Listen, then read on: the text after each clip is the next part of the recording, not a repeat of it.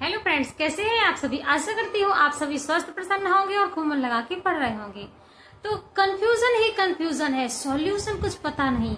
Solution जब मिला तो क्वेश्चन क्या था पता नहीं। तो क्या आपके साथ भी यही समस्या हो रही है? आप अपनी जिंदगी में सफल होना चाह रहे हैं, लेकिन कहीं ना कहीं कोई ऐसी बात आपकी लाइफ में आ जा रही है कि जिसकी वजह से आप आगे नहीं बढ़ पा रहे हैं। आपकी लाइफ में बहुत ही कंफ्यूजन है और जब सॉल्यूशन आप ढूंढने की कोशिश करते हो तब तक क्वेश्चन क्या रहता है, किस चीज का आप सॉल्यूशन ढूंढ रहे हो, यह भी आपको पता नहीं रहता। तो आज की ये वीडियो आपके लिए बहुत ही उपयोगी होने वाली है। आज आप जानेंगे कि देखिए, आपको पढ़ाई करनी है तो आपके लिए पढ़ाई का तरीका क्या होना चाहिए। आप सफल होना चाहते हैं तो आपके लिए शिक्षा का महत्व क्या होना चाहिए।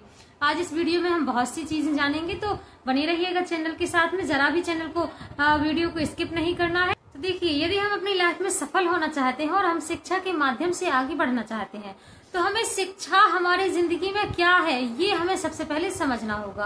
आप लोगों के लिए शिक्षा कैसी होनी चाहिए, आप लोगों को, जो कि सबके लिए, सबके नजरिए में शिक्षा का महत्व अलग अलग तरीके से है। पर चूंकि हम सफल होना चाहते हैं, हम सफलता के क्षेत्र में कदम आगे बढ़ाए हुए हैं, पढ़ाई कर रहे हैं और पढ़ाई के दम पे आगे बढ़ना चाहते हैं, तो हमारे लिए शिक्षा का कार्य ऐसा होना चाहिए कि देखिए, शिक्षा के माध्यम से हमारी चारित्रिक विशेषताएं बढ़े, शिक्षा के माध्यम से हम बुद्धि का विकास कर पाएं, और साथ ही साथ जो सबसे जरूरी है कि शिक्षा के द्वारा ही हम आत्मनिर्भर बनकर अपने पैरों पर खड़े हो पाएं।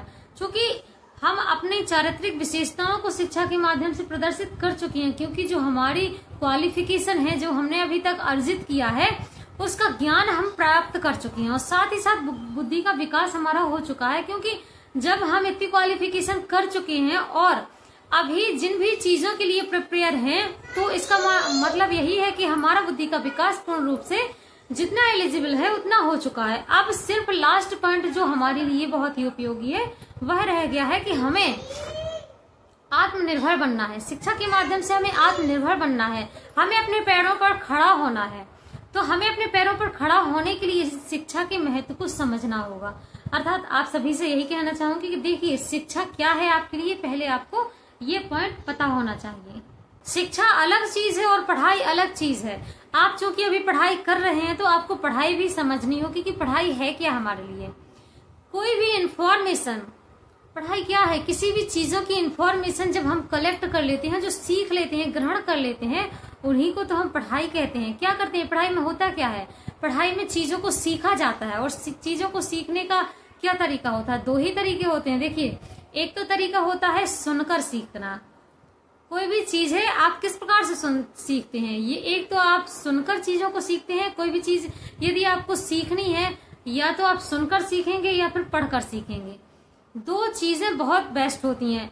अब ये चीजें देखिए, आप इनको अलग अलग कैटेगरी में भी डिवाइड कर सकते हैं, जैसे सुनकर सीखना, देखकर सीखना, बोलकर सीखना, पढ़कर सीखना। ये अलग अलग चीजें हैं, लेकिन सिर्फ दो ही तरीके हैं जो मेन होते हैं। या तो आप उन चीजों को सुनकर सीखेंगे या आप उन चीजों को पढ़ के सीखेंगे।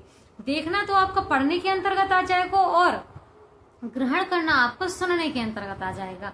तो सबसे पहले हमें इन चीजों को भी जानकारी, इन चीजों की जानकारी हमारे लिए जरूर होनी चाहिए।